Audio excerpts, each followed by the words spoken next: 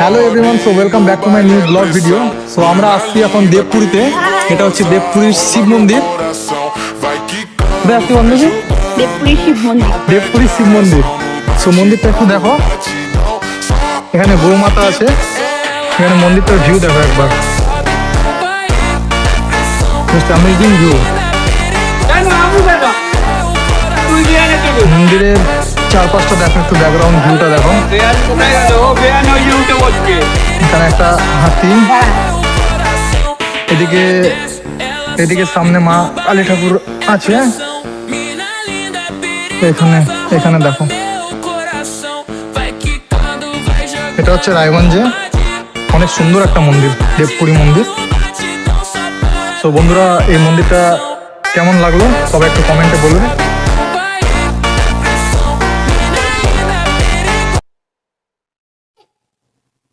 মন্দিরের চারপাশটা দেখো বন্ধুরা, রায়গঞ্জে অবস্থিত দেবপুরী মন্দির।